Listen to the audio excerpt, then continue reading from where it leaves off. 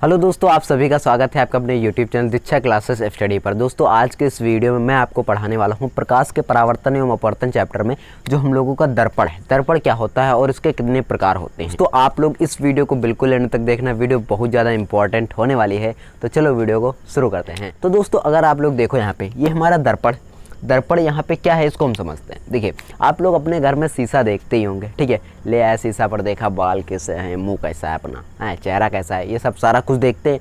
तो उसमें हमको अपना प्रतिबिंब दिखाई पड़ता है। इससे पिछले की वीडियो में डिस्कस किया था, ठीक है, कैसे दिखाई देता है, ठीक है। रेगुलर और इनरेगुलर यानी कि नियमित तथा अनियमित परिवर्तन के बारे में बात किया था।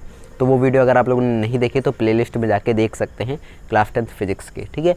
अब दोस्तों चलिए हम लोग बात करते हैं यहाँ पे दर्पण क्या होता है, मिरर यानी कि दर्पण क्या होता है। यहाँ पे अगर हम लोग देखें, कोई भी एक ऐसा तल हो जो कि चिकना हो, कैसा हो, कोई भी एक ऐसा तल हो जो कि चिकना हो, इस तरीके से कोई तल हो और ये कैसा होना चाहिए, ये कंडीशन है कि ये चिकना होना चाहिए, ठीक है, ये चिकना होना चाहिए।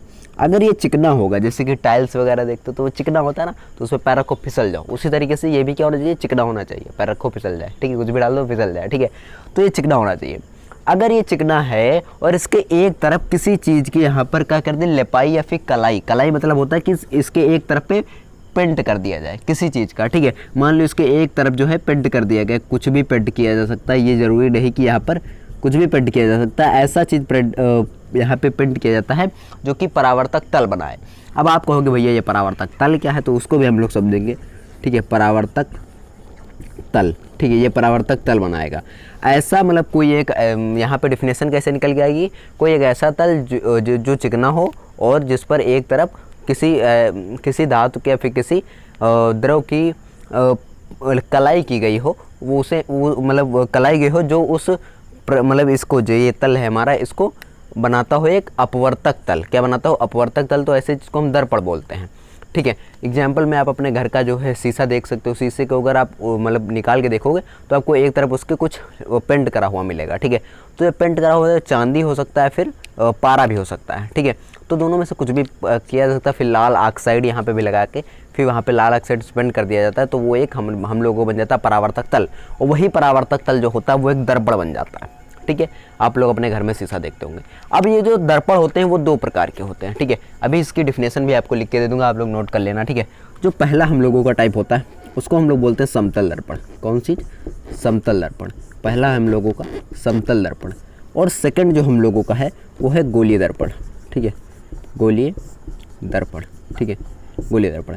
जो समतल दर्पण होता है वो कैसा होगा, जिसका परावर्तक तल समतल होता है। और गोलीय दर्पण कौन सा होगा, जिसका परावर्तक तल गोलीय दर्पण मतलब गोलीय हो, ठीक है। जिसका परावर्तक तल गोलीय हो उसे हम गोलीय दर्पण बोलेंगे, और जिसका परावर्तक तल समतल हो उसे हम लोग समतल दर्पण बोलेंगे। एग्जाम्पल में आप लोग अपने घर का जो शीशा है वो कैसा है, वो समतल दर्पण है। क्यों? क्योंकि वो एकदम समतल है, उस पर परावर्तक तल समतल है।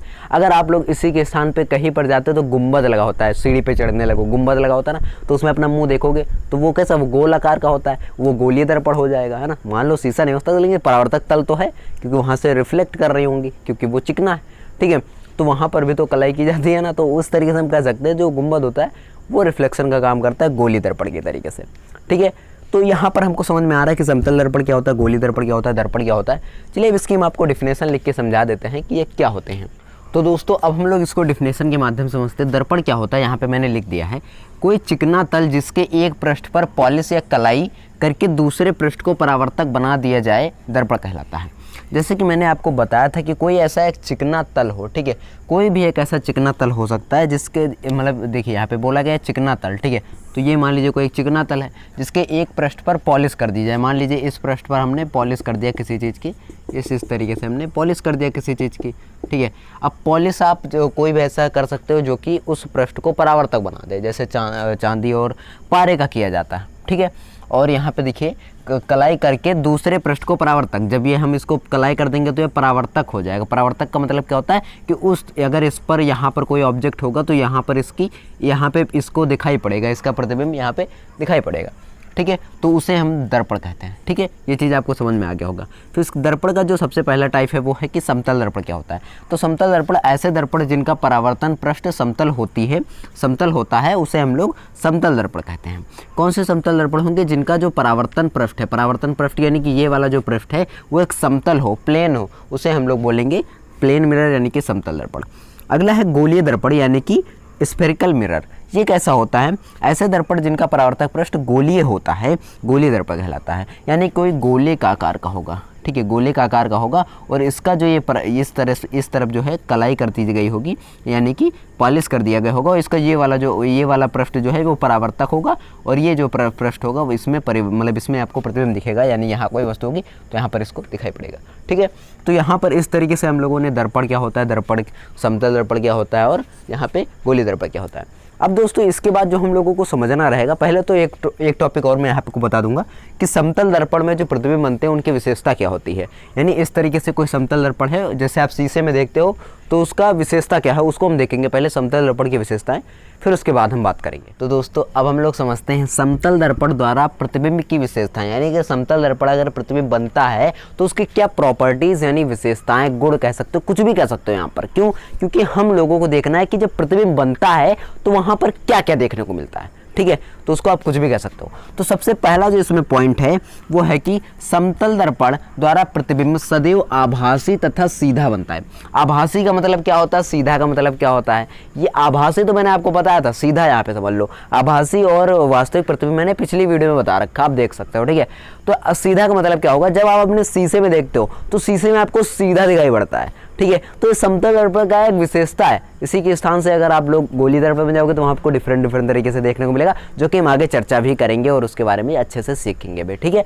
तो यहाँ पर अगर हम लोग देखें कि समतल दर्पण में जो प्रतिबिंब बनेगा वो सीधा बनेगा, टेढ़ा मेढ़ा मतलब ये नहीं कि उल्टा बन जाएगा, सीधा बनेगा हमेशा, ठीक है। और यही आगे चल के जब दर्पण के बारे में पढ़ेंगे तो आपको देखने को मिलेगा कि उल्टा भी किसी में बनता है, ठीक है। तो वहाँ पे मजा आएगा, ठीक है। मतलब फिजिक्स के जो फिनोमिनास हैं वो काफ़ी मतलब अच्छे लगते हैं देखने में, जब इसको प्रैक्टिकली सीखोगे ऐसे नहीं मजा आता है। जब प्रैक्टिकली इन चीज़ों को करोगे तो काफ़ी ज़्यादा मजा आता है। उसके लिए मैं कोशिश करूँगा कि आपको उस तरीके की वीडियोस जरूर उपलब्ध कराई जाएँ, ठीक है। तो यहाँ पर देखते हैं अब अगला जो प्रॉपर्टी है वो है कि प्रतिबिंब की साइज बिंब वस्तु यानी वस्तु के साइज के बराबर होगा। यानी जो प्रतिबिंब होता है, प्रतिबिंब यानी कि मान लीजिए मैं शीशे को देख रहा हूँ तो मेरा जो साइज है वही होगा उस प्रतिबिंब में। ये नहीं कि प्रतिबिंब का साइज चेंज हो जाए, जबकि अलग दर्पण में अलग अलग तरीके के फिनोमिनास होते हैं। लेकिन इसमें क्या होगा, इसमें जिस तरीके का जो मतलब कि बिंब होगा, वस्तु होगी, तो वो उसी तरीके से दिखाई देगा। यानी जैसे मैं अपने आपको शीशे में देख रहा हूँ और जैसे मैं हूँ उस वक्त, वैसे ही मेरे को शीशे में दिखाई देगा। मेरे कान नाक सब उसी तरीके से दिखाई देंगे, कोई बड़ा छोटा नहीं होगा। उसी के साथ से आप गोलीय दर्पण में देखो जाके तो आपका मुंह बड़ा दिखाई पड़ने लगता है ना। जिस तरीके आगे का मुंह और बड़ा होता चला जाता है। कभी उसमें देखा है जो देखते होंगे भविष्य देखने वाली दादी, है ना, बहुत बार आप लोगों ने ऐसे मूवीज़ में देखा होगा कि अंतर मंतर खुदाई के जंतर इस तरीके से करते रहते ना, तो वो सारा कुछ वहाँ पे आप देखते होंगे कि यों यों मार करते रहते, फालतू का चीज़ है ना। तो उसमें आप देखोगे ना तो वो एक बड़ा का गोल सा रखा रहता है ना। तो वो क्या होता है, वो इसी तरीके उसमें अगर देखो तो गोलीय दर्पण होगा, उसके सामने देखो मुँह आपका बड़ा बड़ा दिखाई देगा। या आप एक और चीज़ कर सकते हो, जब आप कहीं पर सीढ़ी देखो ना, सीढ़ी वहाँ तो वहाँ पर ऊपर एक गुम्बद तरीके से लगा होता है, वो इतना बड़ा, और उसमें क्या होता है वो आपको उसमें देखोगे तो आपको अपना फेस बड़ा दिखाई पड़ेगा। जहाँ और आगे करोगे तो आपकी नाक और बड़ी होती चली जाएगी। तो सब कुछ वो गोलीय दर्पण होता है, ठीक है। तो उसमें जो क्या होता है, उसमें प्रतिबिंब का साइज बड़ा हो जाता है। लेकिन इसमें क्या होगा, इसमें प्रतिबिंब का जो साइज है, यानी जो प्रतिबिंब बनेगा और जो वस्तु है बिल्कुल सेम होगा। यानी अगर आप शीशे में देख रहे हो तो आप जितने मोटे उतने ही मोटे दिखाई पड़ोगे, पतले नहीं हो जाओगे, ठीक है। आगे बात करते तीसरे यहाँ पे इसकी विशेषता की, तो वो है कि प्रतिबिंब दर्पण के पीछे उतनी ही दूरी पर बनता है जितनी दूरी दर्पण के सामने बिंब मतलब कि यहाँ पे है वस्तु से, यानी जो वहाँ पर रखा है, मतलब ऐसे रखा होता है, ठीक है। अब यहाँ पे देखिए, मतलब यहाँ पे क्या निकल के आ रहा है, यानी अगर आप अपने आप को अपने शीशे यानी दर्पण यानी मिरर में देखते हो तो क्या होगा वहाँ पर कि आप जितने पीछे जाते हो वो दर्पण में जो वस्तु है, प्रतिबिंब है, वो भी बड़ी पीछे चली जाती है। क्यों? क्योंकि आप पीछे जा रहे हो, क्योंकि आपका तो प्रतिबिंब आपके शीशे में दिखाई पड़ रहा है। यानी यहाँ पे इसकी विशेषता क्या निकल के आ रही है कि देखिए, प्रतिबिंब दर्पण के पीछे उतनी ही दूरी पर बनेगा जितनी दूरी पर दर्पण के सामने बिंब रखा हो, यानी वो वस्तु रखी हो। ये आप करके भी देखते हो, भाई करके देखते ही होगे। जब आपको शीशा मुंडी नहीं दिखाई पड़ती तो पीछे हटते हो, फिर बाल झाड़ते हो ना, तो इस बाल झाड़ते हो तो वहाँ पे आपको दिखता होगा कि बाल को सेट कर रहे हो, तो आगे गए तो यहाँ पे अब बाल ऊपर निकल गया, इस तरीके से और आगे आ गए, अब यहाँ से निकल गया, अब पीछे आओगे तो देखोगे यहाँ पर हमारा जो प्रतिबिंब बनना है उस मिरर के अंदर वो पीछे भी आ गया, है ना। तो इस तरीके से हम इसको समझ सकते हैं, इस वाले पॉइंट को। लास्ट पॉइंट इसका ये है कि इसके अतिरिक्त मतलब सभी के अतिरिक्त प्रतिबिंब पार्श्व परिवर्तित होता है। पार्श्व परिवर्तित मतलब कि जैसे आप परिवर्तित होंगे वैसे वो प्रतिबिंब में भी परिवर्तित होता है। ठीक है, तो ये बात यहाँ पे कहा जा रहा है। इनकी टोटल 4 विशेषताएं थी। समतल दर्पण द्वारा प्रतिबिंब सदैव आभासी एवं तथा सीधा होता है, और दूसरा है प्रतिबिंब की साइज बिंब यानी वस्तु के साइज के बराबर होता है, और तीसरा है प्रतिबिंब दर्पण के पीछे उतनी ही दूरी पर बनता है जितनी दूरी पर दर्पण के सामने बिंब रखा होता है, और लास्ट हम लोगों का इसके अतिरिक्त प्रतिबिंब पार्श्व परिवर्तित होता है। ठीक है दोस्तों, तो ये थे इसके टोटल 4 गुण नहीं विशेषताएं थी। टोटल इनकी 4 विशेषताएं थी जो कि आई होप आपको पसंद आई होंगी। ये थी हमारी आज की वीडियो। अगर आपको ये वीडियो पसंद आई है तो प्लीज़ आप मेक श्योर इस वीडियो को लाइक करेंगे और हमारे यूट्यूब चैनल दीक्षा क्लासेस स्टडी को सब्सक्राइब करेंगे, क्योंकि वो यहाँ पर आप लोगों को क्लास 10th फिजिक्स की हर एक वीडियो बेहतरीन से बेहतरीन मिलने वाली है।